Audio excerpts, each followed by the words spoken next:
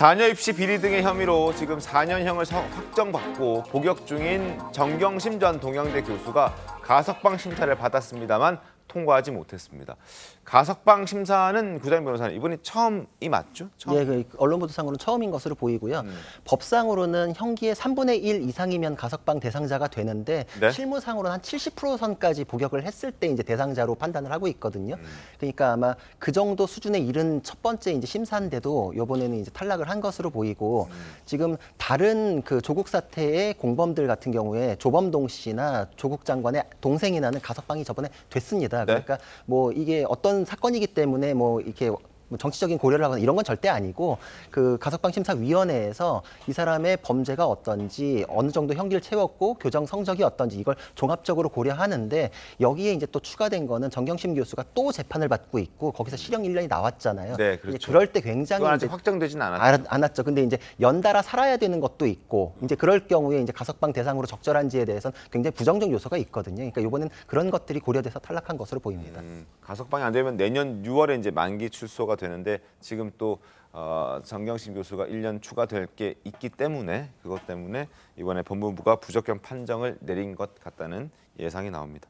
자, 그리고 안민석 의원, 더불어민주당의 5선의 안민석 의원은 거듭 뭐 이번이 처음이 아닙니다. 정 전 교수의 건강 문제를 언급하면서 이번에는 광복절 특사를 주장했습니다. 들어보겠습니다. 현재 제가 면회를 하고 왔어요. 네. 조국 장관하고 전 장관하고 같이 이제 다녀왔는데 깜짝 놀란 게 아니 면회실에 휠체어를 타고 오셨더라고요. 그래서 왜 그러냐고 그러니까 다리 근육이 다 빠져가지고 왜 다리 근육이 빠졌냐 쓰라고 난 다음에 제대로 관리를 못한 거예요. 이 정도로 한 집안을 절단 냈으면은 뭐가 더 남았겠어요. 대통령께서 좀 정말 좀 결단을 내리셔서 인도적 차원에서 이것은 광복절 특사가 좀 이루어졌으면 그런 바람이고요. 예. 광복절 특사 어떻습니까? 안민석 의원은 지난번에 김남국 의원의 변호인을 자처하더니 이번에는 조국 전 장관의 가족에 대해서도 또 똑같은 일을 하는군요. 자, 이분의 생각은 이거잖아요. 조국 전 장관 집안에 대해서 한 분은 뭐 지금 수용 생활을 하고 있고 네. 한 분은 재판받고 있고 이런 상황이 부당하다고 얘기하는 거예요. 그래서 한 집안을 뭐 절단이라는 표현까지 쓰였는데 한 집안을 저렇게 했으니 인도적 차원에서 광복적 특사를 고려해달라. 이 논리가 안 맞죠. 인도적 차원이라는 얘기가 나오는 거 하고 그 앞에 거 하고 이분의 판단이 얼마나 잘못되는지 알 수 있지 않겠습니까? 만약에 정경심 교수의 남편이 조국 전 장관이 아니다. 남편이 조국이란 사람이긴 한데 어떤 뭐 장관이나 민정수석 이런 걸 지내지 않은 분이었다면 이런 얘기 할 수 있겠어요? 또 정파적 시각에 들어가서 하는 얘기라고밖에 볼 수 없죠. 안민석 의원이 안민석 한 겁니다. 알겠습니다. 자, 그리고 안 의원이뿐만 아니라 한 번 더 또 출연을 해야 되는데 조 전 장관의 총선 출마설에 대한 입장도 밝혔습니다. 한 번 더 목소리 들어보겠습니다. 좋아하는 거 아니 신당 그런 이야기 있는데 이게 무슨 말이냐 고개를 절레절레 저어요. 아니 내가 지금 가족들이 지금 다 이렇게 뭐 이 비경인데 내가 무슨 지금 국회의원 출마 그런 네. 생각하겠냐고 전부 다 지금 사람들이 그냥 자기들 입맛에 맞게끔 하는 이야기다 그렇게 강하게 알겠습니다. 이야기를 조국 교수가 하더라고요. 절레절레 흔들었다는 겁니다. 지금 안민석 의원의 말대로라면 절대 출마 안 할 것처럼 지금 안민석 의원은 얘기하네요. 어떻습니까 이거?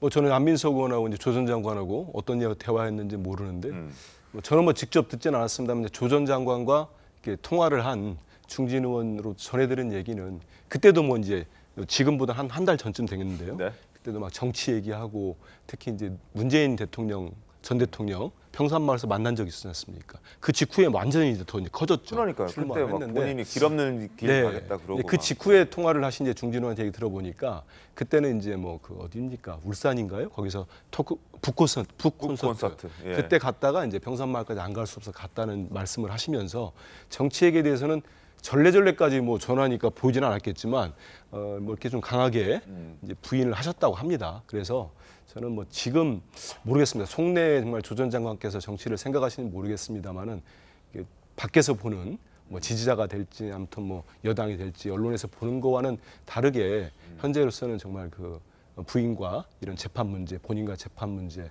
이런 것들에 치중하지 않을까 이런 생각이 듭니다. 알겠습니다.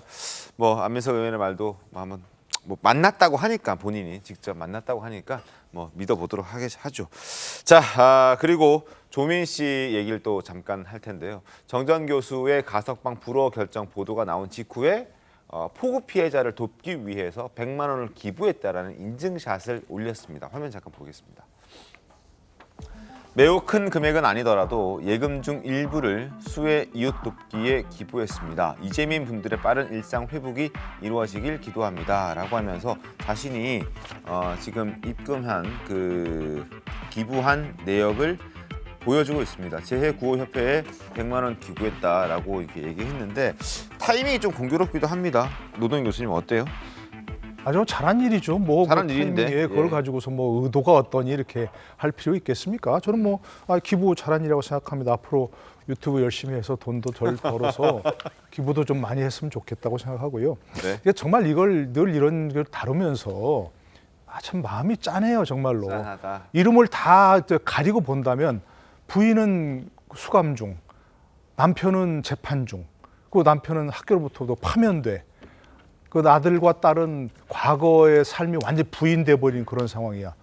이러면 얼마나 정말 마음이 짠하겠어요. 그러니까 저는 이 문제는 뭐 의도가 어떠니 의심하고 싶지 않고 앞으로 정말 그런 쪽으로라도 정말 열심히 살아서 꿋꿋하게 살아갔으면 좋겠다는 생각이 듭니다.